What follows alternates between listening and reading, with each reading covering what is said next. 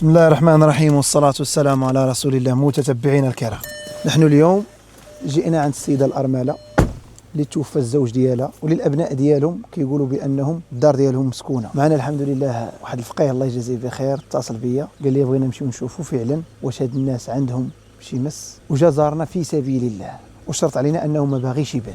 شو نشوفوا ناخذ كلمه من عنده ان شاء الله. قلت لي يا اخي العزيز بانك غتمشي تشوفهم وغتقول لي واش فعلا كاينه شي حاجه ولا لا. نعم، لان ماشي بالضروره بالتاكيد ان اي انسان تيحس مثلا بشي اعراض اللي هي ما مفهوماش، راه بالتالي نفسروا هذه المساله هذه على ان عندها ارتباط بالجن والشياطين والشعوذه والسحر وكذا. يقدر يكون انسان عنده مرض نفسي او مره من ازمات نفسيه او بزاف ديال الامور اللي كتخلي الانسان يشعر بانه عنده سحر او عنده تعطيل او عنده عاري من الجن او كاين عنده كنز مرصود في البيت ديالو او خاصه انه كيدخلوا بعض الناس او كثير من الناس في هذا المجال هذا اللي عندهم تاويلات مسبقه على ان الانسان راه عنده هذه المسائل هذه. فلذلك الانسان يحاول يعرض نفسه على القرآن والسنة اولا بذاته، هو بوحده، هو الاول، هو نفسه هو الاول، ما فيها باس. حتى وان كان المرض عضوي، القرآن والسنة ما فيهم حتى شيء اشكال، بالعكس. فرسول الله صلى الله عليه وسلم يقول لنا بانه كان يرقي بماذا؟ يرقي بالقرآن وبالسنة. بسم الله ارقيك من كل داء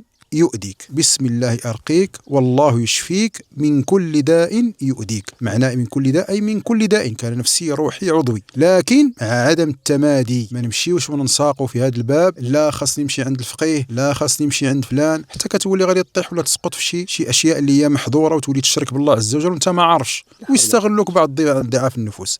نسأل الله عز وجل ما نكونوش منهم. احنا اللي غادي نقولوا اعتصمنا بالله سبحانه وتعالى وكفى به، فمن كان الله حسبه لا يضره شيء إلا إن أراد الله. والله سبحانه وتعالى كنا كنقرأ القرآن وتكلم عن السحر وقال وما هم بضارين به من أحد إلا بإذن الله. وهذه نصيحة ما دام جابها الباب، هذه نصيحة لكل مبتلى حتى في السحر. اعلم بأن ما أصابك ما كان ليخطئك، وغدا يوم القيامة إلى لقيت الله عز وجل إن أنت صبرت ولا إن أنت صبرتي على هذا الابتلاء اللي أعطاك الله سبحانه وتعالى، فالله عز وجل أكيد غادي يجازيك به. ونسأل الله عز وجل أن يوفق الجميع لما يحبه ويرضى. اللهم آمين. شكرا أخي العزيز، تحياتي.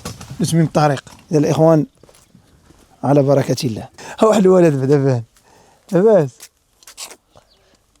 شنو سميتك؟ طريق. طريق. كي داير طريق لاباس؟ أجي ركب حدايا، ركب. يلا زيد الستارة. نتمنى ان شاء الله الفقيه هو يجي معنا، ايوا نتمنى ان شاء الله يا رب العالمين ما يكون عند هاد الناس حتى شي حاجه. شنو نشوفوا الاسره بعدا بين ما يجي عندنا الفقيه. بسم الله. اهلا تاجي كي بخير هاني بخير الله يعافيك.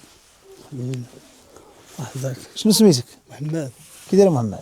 شويه الحمد لله. شويه شويه بقيتيش كتغوت بالليل؟ لا هو ما تنعس. ما كتنعش؟ لا. علاش ما كتنعش؟ تنخوف وصافي.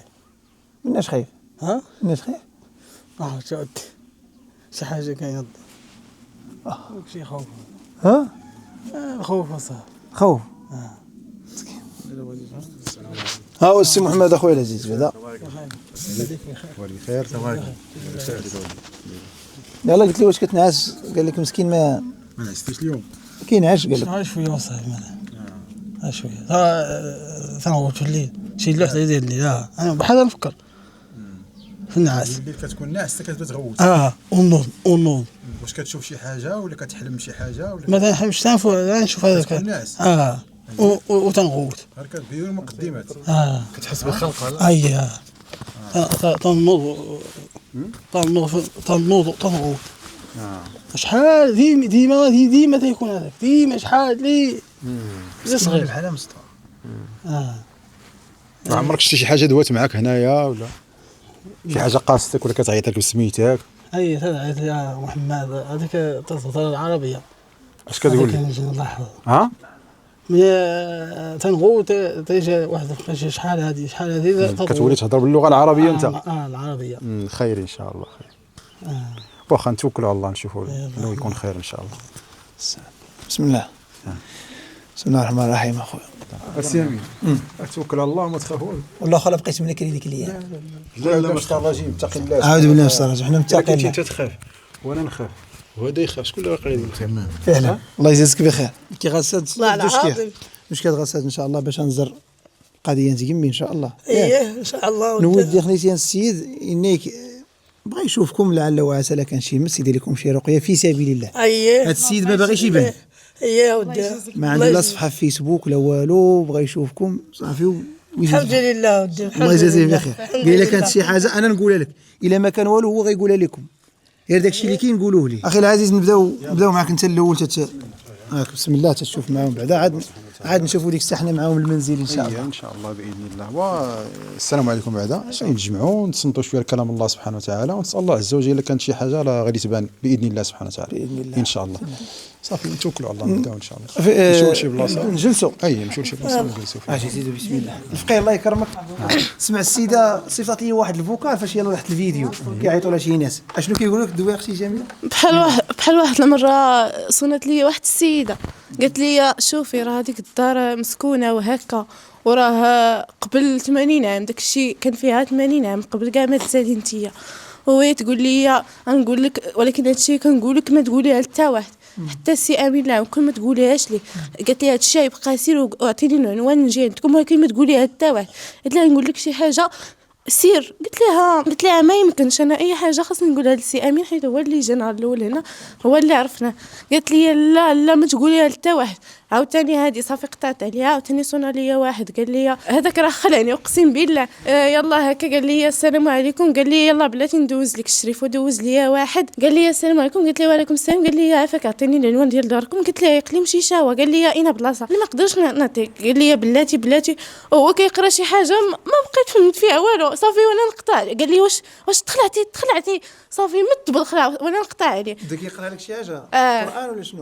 ما عرفتش داك ماشي قران بحال قلتي قران ولكن مخلط يعني ما مقاتش القران ماشي كيما تقطعي وانا نقطع عليه حيت صافي حسيت بالخلعه بزاف. عاوتاني صورة ليا واحد قال لي راه على حساب غنجيو نقضيو شي غرض في ديك الدار غير ليله وحده على حساب داكشي ديال الكنز، ليله وحده غنقضيو الغرض، عطيني غير العنوان وهكا صافي. قال لي سميت باباك وسميت جدك وسميت مامات باباك يعني جده صافي وانا نقطع عليه. عاوتاني يعني اي واحد كيصوني ليا بحال هكا كنقطع عليه. واول حاجه غادي نقولوا هي لا حول ولا قوه الا بالله العلي العظيم. الحمد لله مادام هذا السؤال تطرح بحال هكا وهذا الكلام تطرح بحال هكا لا باس من تذكير الناس بان الرقيه اللي كنقول عليها رقيه الشرعيه راه عندها معايير. اول حاجه هو انه ما يسولكش على سميه الاب ديالك ولا الام ديالك، هذه نهائيا. اللي يسول على هذه الاسئله راه من كيدير الشعوذه، لان كيستعملهم باش غادي يوصل ليها المسائل ديال باش يخدم بها ولا باش يتوصل للقارين اللي عندها ولا باش يتوصل للجين باش يتكونتاكتا مع داك الشيء باش يعطيها شنو كاين. كيحتاجوا اسم الام، خاصه اسم الام، انه ياخذ اسم الام ديالها والاسم ديال المبتلى كيقدر يتواصل مع الجين اللي كيخدم بهم وكذا يعطيه شنو كاين، يقدر يعطيه حاجه صحيحه ويبني عليها 1000 كذبه. كيجي المشعوذ كيقول لك سميت امك مثلا، سميتك انت، سميتك امك، كيكتب. فالجين كيكفيه بهذه المساله لانه يتوصل بمعلومات اللي هي خاصه بداك السيد، فهمتي؟ يقدر من خلالهم انه يبني عليهم بزاف ديال الكذوب ويتوصل سميتو. ثاني يعني حاجه هو انه ماشي غير سميت الام، هو انه مثلا يجيب واحد اثر ديال الحوايج ديال الانسان. بحال دابا واحد السيده بغات تادي شي حد تقدر، ولا باغي ادي شي حد ماشي بالضبط كان رجل ولا رجل امراه كيف ما بغى يكون، الله يعفو على الجميع والله يهدي ما خلق. يجيب اثر اي شويه ديال الطرف ديال الثوب ديال حوايجه ولا اي حاجه منه يقدر يبتلاه. كذلك الى مثلا جاء عندك هذاك السيد وكيتمتم ما كتسمعوش شنو كيقول. حنا كنتكلموا دابا على الحوايج اللي الا شتيهم تقول داك السيد اللي كيقول ولا كيزعم بانه كيدير الرقيه الشرعيه تقول لي حبس الله يجزيك بخير. يعني الا سولك على سميت باك ولا امك، سولك على سميت امك ولا باك حبس، لا ما تزيد معاه مازال. سولك على الحوايج حبس. ثالث حاجه الى هذاك السيد كيتمتم ما كيسمعكش شنو كيقول، لانه يعني خاصو يقرا كلام الله عز وجل والادعيه الموتوره على النبي صلى الله عليه وسلم فقط.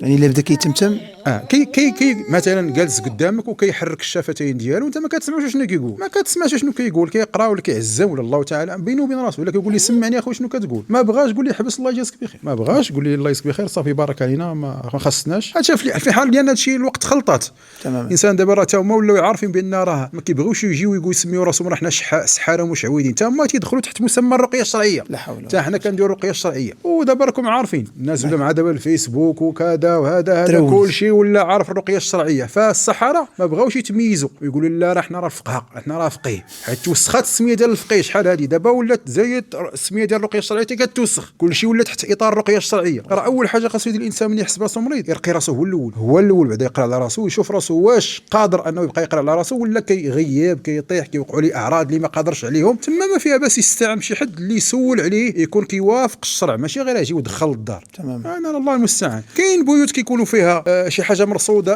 كاين بزاف ديال الشيء هذا، ولكني راه هذاك الانسان اللي خاصو يدخل عندك للدار خاص يكون اولا كيعرف شنو هي لا اله الا الله محمد رسول الله، ويعرف بان راه كاين شي حاجه سميتها يوم الحساب ويوم العقاب، راه الا درتي شي حاجه غادي تخلص. قلنا الاولى والثانيه والثالثه.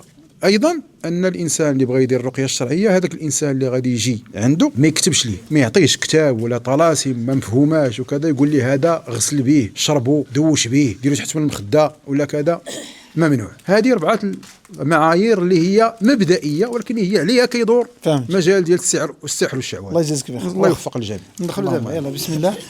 تفضل اجيبي. تفضل صافي غير قول لي. راه انا فين ما تبا فهاد الشر.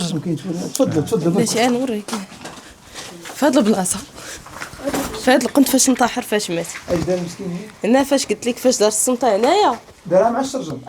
الحزام ديال السنطه ديال السروال ديك الحديده دخل هذاك الاخر ومعجبد من هنايا دورها على راسو ومن هنا حيت كان كيجلس هو هكا اصلا. الا كان كيجلس دائما الا كيشوف فينا كيدير هكا، فهمتي؟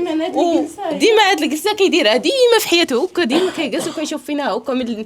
كنكونوا لهيه وهنا فاش دار السلطه وملي شافوه خويا حيت كان ملي سميتو حل عينيه، فهمتي؟ ملي مات هو عينيه باقي محلولين. وملي جا هاد خويا الكبير خرج من داك البيت وشافوه هنايا قال ليه ابا شنو كدير هنا باقي فايق في هاد الوقيته؟ ما كيجاوبوش.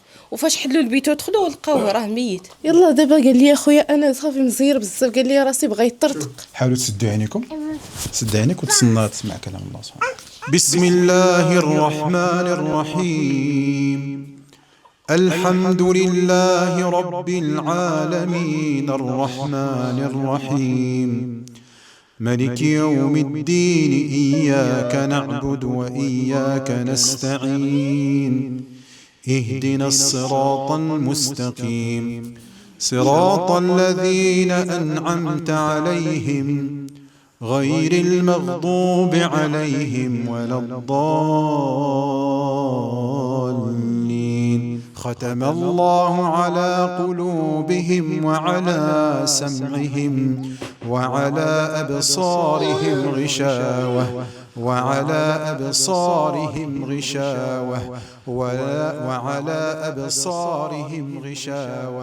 ولهم عذاب عظيم.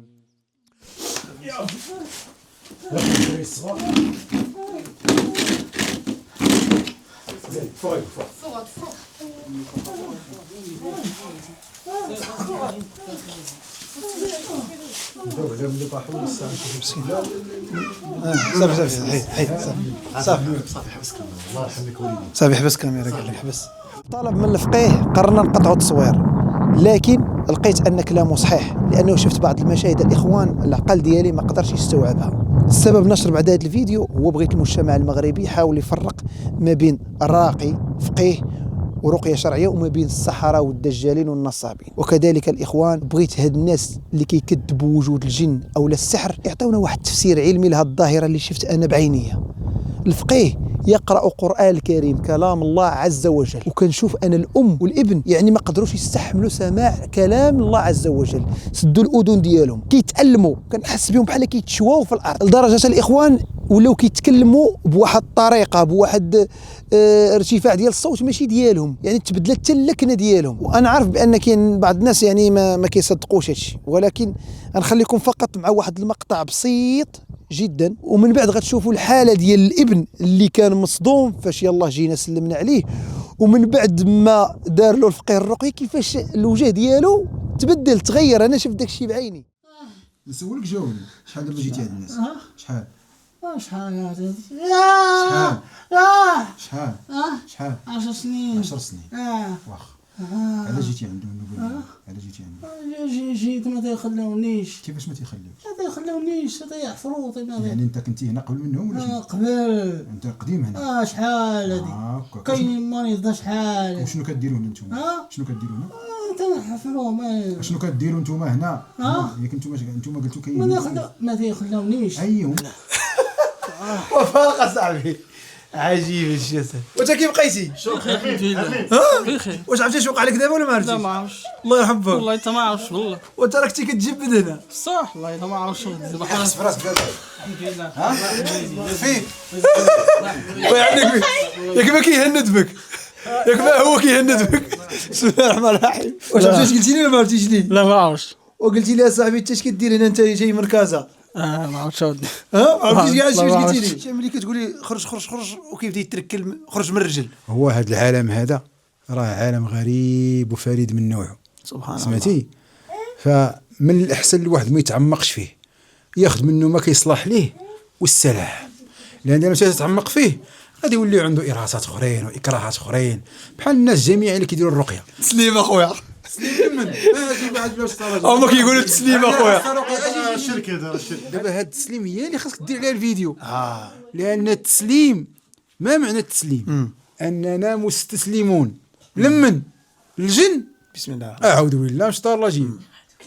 حنا كنستسلموا لله عز وجل، وهذا هو المعنى ديال الاسلام بحد ذاته. المعنى ديالو هو الاستسلام لمن لله. سبحان الله. ما كنا كنخافوا من المخلوق، ما نجيوش نتجاراو ضاربين الكيلومترات ونجيو على في سبيل الله باغي الاجر. انا راه قالت لي هو ما يماوش الشمس يميان. علاش؟ زرا الفيديو قالت لي ما تدخلش. وانا ماشي بنادم، انا واش انا فايت الجنه اللي راه انا قالت بنادم. لي ما بقاش تدخل ديك الدار. قالت لي شوف عيط ليهم وخرجوا على برا ودير الفيديو، ما تدخلش انت. اسيدي شوف، الوالده هذه حنا ملي كنبغيو حنا ملي كنبغيو نمشيو في بحال هذا المجال هذا، ولا كنبغيو نمشيو نجريو في شي حسنه، وحتى انت السي منير تذكر هذا الكلام هذا فيما تحس بالعجز وتحس بشي حاجه تهبطك ولا تحبطك وتقول لك ما تمشيش ولا ما ديرش. النبي صلى الله عليه وسلم قال ان يوم القيامه غيكونوا اناس يمرون على الصراط كالبرق. ملي غيكونوا الناس كيتجاوزوا الصراط، كاين اللي كيحبوا كاين اللي غادي كله الاعمال ديالو، كاينين شي وحدين كيدوزوا بحال البرق يمرون على الصراط كالبرق. قيل من هم يا رسول الله؟ قال أناس تقضى على أيديهم حوائج الناس. الله يجعلنا منهم. إذن فما يكون شي باب ديال الخير ما تقولش لا، راه قدك البرق اللي غادي، قداش ما تعطلتي قداش ما تتسخر اللور. الله يرحم لك الوالدين اخويا العزيز. الحمد لله بعد زيارة هاد الناس هادو تأكد لنا بما لا يدع مجال للشك بأنه كاين إصابة عند الأم ديال هاد الناس، هاد البنات هادو اللي هي زوجة السيد اللي توفى الله يرحمه، والولد حتى هو. ويعني الحمد لله رب العالمين. ما غاديش نقولوا بأن سولناه شنو سبب الإصابة وداك الشيء وعلاش جيتو ولا كذا وهذا، لأن في الأصل كما قال النبي صلى الله عليه وسلم صدقك وهو كذوب. الأصل فيهم الكذب حتى وإن صدقك وهو كذوب. فاحنا ما كنبنيوش على الكلام اللي كيقولوا، وانما كنبنيو على ان هاد الناس هادو يشافيهم الله عز وجل. فاللي كيسمع هذا الفيديو هذا واللي شاف الحاله ديال هاد الناس هادو، راه عندكم واحد السلاح اللي تقدروا تعاونوا به هاد الناس هادو، اللي هو الدعاء. دعيو معاهم الله يشافيهم والله يكون لهم عوين باذن الله. حنا عطيناهم ان شاء الله باذن الله سبحانه وتعالى بعض النصائح، وباش ما يكونش هاد المساله ديال الجن تعاود تكرر عندهم ولا كذا. ونسأل الله عز وجل السلامة للجميع. وما تنساوش الله يجزيكم بخير. ماشي غادي تحس براسك فيك السخانة، ولا تحس براسك كترعد، ولا تحس براسك غادي تدوخ، راه نمشي عند الفقيه جيب فلان، ولا تمشي للعناوين جيبوا لي الراقي فلان. لا الراقي ما كايناش شي حاجه سميتها اصلا الراقي كمهنه، راه ما كايناش مهنه سميتها الراقي. ونصيحه نختموا بها ان شاء الله عز وجل، اي اخ واي اخت كتعرفوا ولا نتوما كيعاني من المس ولا الرقيه، عندكم علاج. ذكروا الله عز وجل في القرآن. واذكر عبدنا أيوب إذ نادى ربه أني مسني الشيطان بنصب وعذاب. ها هو أيوب يقر ويعترف، يكلم الله عز وجل ويحادثه ويقول له أني مسني الشيطان بنصب وعذاب. كتقرأوا في القرآن. نعود، واذكر عبدنا أيوب إذ نادى ربه أني مسني الشيطان بنصب وعذاب.